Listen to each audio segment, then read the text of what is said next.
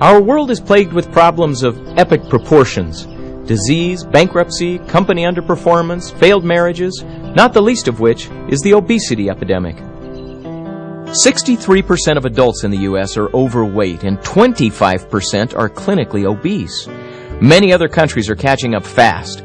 It seems that everyone is on a diet, but unfortunately, those who lose weight and keep it off are the rare exception and not the rule. In fact, an estimated 95% of diets fail. When the latest torturesome diet fails, what can be done? Meet Brian Wansink, a social scientist we interviewed while researching for our book, Influencer, The Power to Change Anything.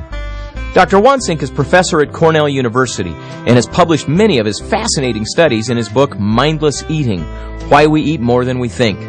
While most diet books talk about what you should eat, they don't tell you how to get yourself to change your eating behavior. Oh, that's good eating. Oh, yeah. That's what Wansink has done better than anyone else. It turns out we can lose unwanted pounds in a way that feels, well, mindless.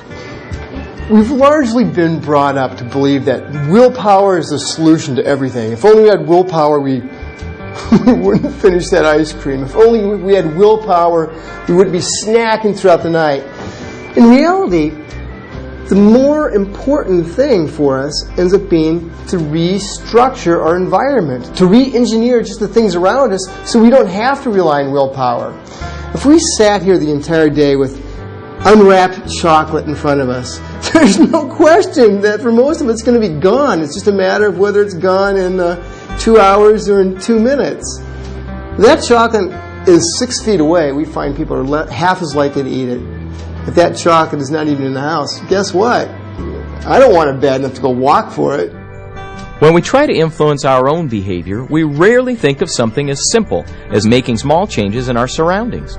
Dr. Wansink has shown that changing our environment can profoundly influence our behavior. If you serve yourself something, you will eat 92% on average of anything you serve. So anything in the environment, whether it be the people next to you, whether it be the lighting, whether it be the music around you, whether it be the time of day, whether it be the temperature, anything that gets you to overserve will be food you overeat. In fact, what we find is that if you increase the size of a plate, let's say from 10.5 inches to 12.5 inches, this is 12.5 right here, 10.5 would be a little smaller. The typical person will serve themselves nearly 30% more on the same plate. And that's incredible. In a case like this, 30% more would be roughly 180 more calories. And 180 calories extra once a day for a year is 18 pounds of weight that you would have otherwise not gained. That's a pretty high price to pay just for using a large plate. Dr. Wansink is an influencer. Are you?